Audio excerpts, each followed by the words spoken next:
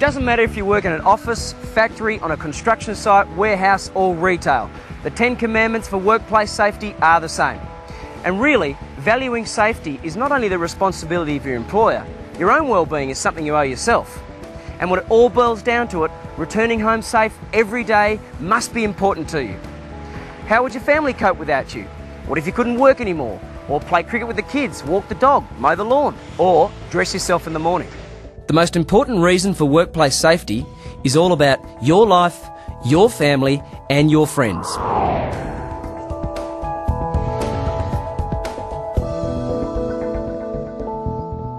Seems like a pretty obvious concept, but what does this actually mean? It means wear your personal protective equipment, PPE, use the right tools for the job, don't assume that things like cleaning up are someone else's responsibility, look after new and transferred employees. Also, take these safety ideas home with you. Follow these principles and you'll greatly reduce your chance of an injury. It also means looking out for your workmates. If they are not doing something safely, it doesn't hurt to speak up. Yeah, it's not for me to tell somebody how to do his job, but if I do pick somebody up for safety, it feels like I'm dobbing them in. Yeah, I understand, but it will feel much better to speak up than to sit beside someone in a hospital bed.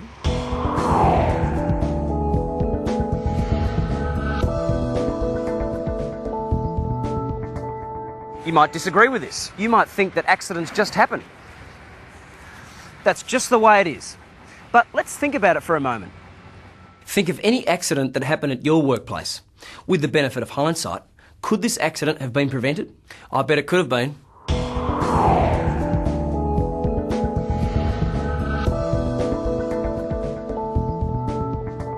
We don't need to dwell on this commandment because they're there for a reason. They are part of your employment contract and you're expected to follow the rules.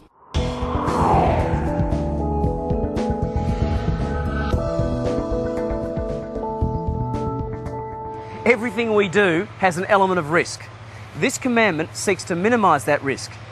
Here is the 5-part theory of the hierarchy of control for workplace safety. Number 1, elimination. Rather than buying paint in heavy 20-litre pails, negotiate the supply of easy-to-handle 4-litre cans instead.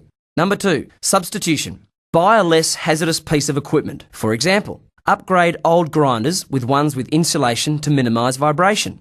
Number 3, engineering control. There are a lot of examples of engineering control in most workplaces. Here are 2, guarding machines and automating a process in order to completely eliminate a risk.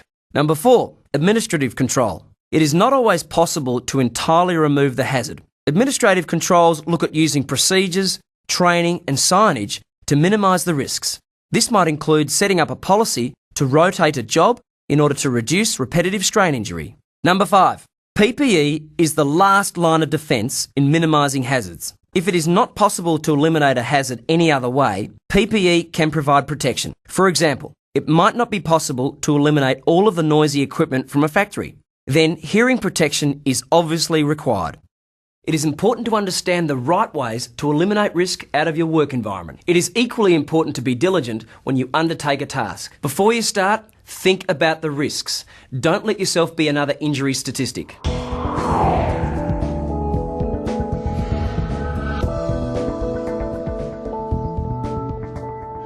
Proactive. You might think it's one of those management terms. Teamwork, another one of those tired old cliches. All the same, these are the essence of keeping us all safe at work. And the best way to look out for each other is as a team.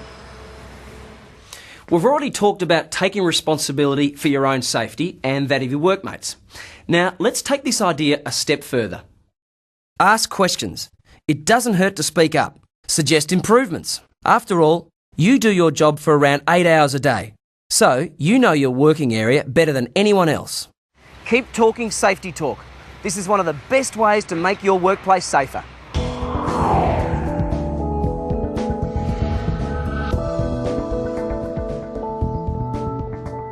Your company has a responsibility to provide safety training, and you have the responsibility to do the right thing and to value your own safety. So, if you haven't been trained to do a task, then don't do it. If you're not licensed to use a piece of equipment, like a forklift for example, then don't drive it. The results of doing something that you're not trained to do can be life-changing.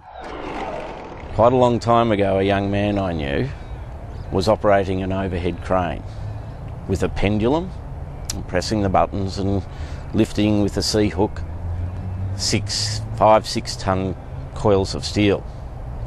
Had never been given any formal training, did not have a crane driver's certificate, came within half a metre of hitting a person with a 6-ton coil of steel. That young man's never forgotten it, neither has the person that nearly got hit. At that point, the young man got away without a death on his conscience and without a job. He lost his job, but nobody lost their life. Shouldn't be driving machines without training, shouldn't be doing any job without appropriate training.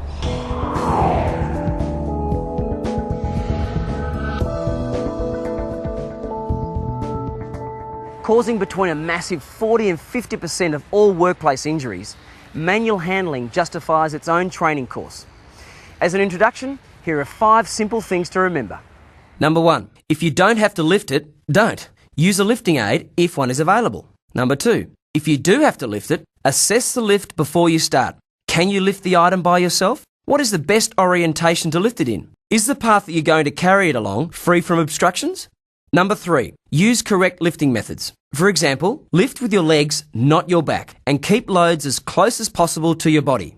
Number 4, to help reduce your risks of a workplace strain or sprain, get fit. Being in good physical condition has other obvious benefits, but also reduces the chance of a strain or sprain.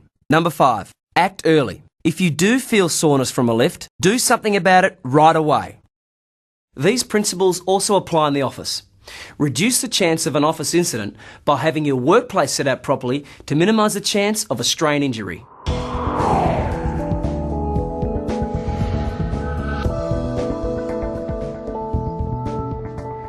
Shortcuts cause accidents. It's wise to choose the safest option, not the quickest, even just that once. Whether it's not putting on your gloves because you're nearly finished what you're doing, or climbing on a chair to put something on a shelf, instead of walking the extra minute for the stepladder. Shortcuts are a real problem. People think they can get away with it. They can't. It's a shortcut to hospital. In a lot of cases, shortcuts are just people being, to some extent, lazy, not following the correct procedures. It's not worth it. They're not going to save time if they're spending 14 weeks in hospital.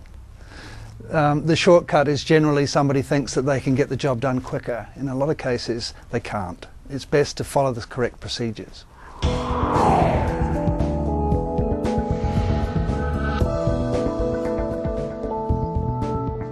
Clean up that spill.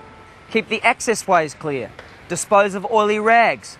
Put away the filing. Put your toys away. Make your bed. Johnny, I've already told you, tidy up your room. You've been hearing it for probably longer than you care to remember. But the fact is, good housekeeping prevents accidents.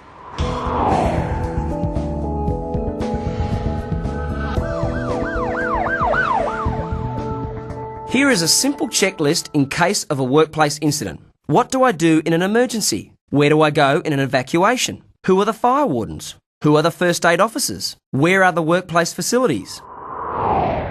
Okay, let's review what you've seen today.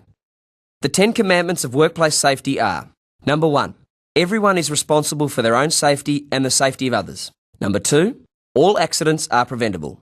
Number 3, follow company rules, regulations and procedures. Number 4, assess the risks, stop and think. Number 5, be proactive about safety. Number 6, if you're not trained, don't do it. Number 7, manual handling, manage the lift. Number 8, don't take shortcuts. Number 9, practice good housekeeping. And number 10, be prepared.